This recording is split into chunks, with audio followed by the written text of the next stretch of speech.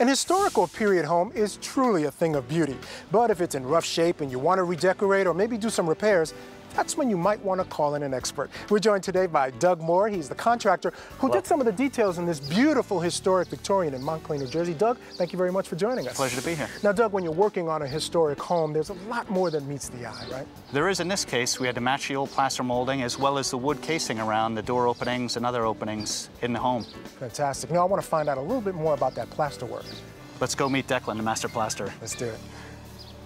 And this is Declan Mellett. He's a master plasterer who works on historic homes, and he just created for us this beautiful crown molding.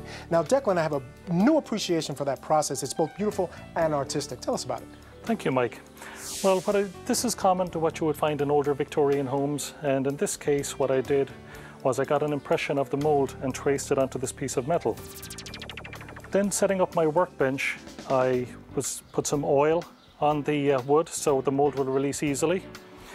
Then mixing up some plaster and lime, just layered it on there and keep sawing it off each time and keep building it up to maybe 5-6 layers. The final coat, putting it on with gloves because the lime is very harmful to your hands.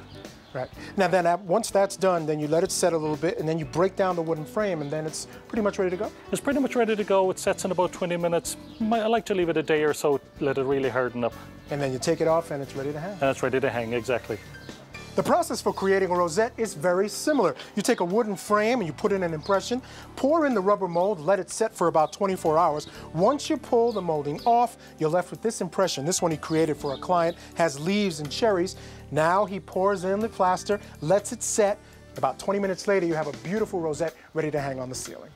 Hey Doug, we just saw some great examples of plaster moldings, but wood moldings are just as important. They are, Mike, and to reproduce something like this would actually be quite expensive because you would have to get a mill to make knives and reproduce it exactly the way it is. However, we were able to combine some wood over here.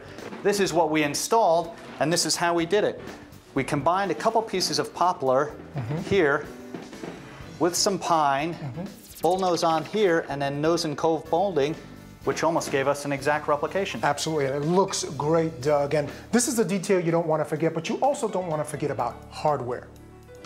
To put the finishing touches on your home, you'll want to get authentic or reproduced period hardware, like doorknobs, hinges, and bolts. There are plenty of great online resources to find the hardware, and you may even be able to find some at your local hardware store.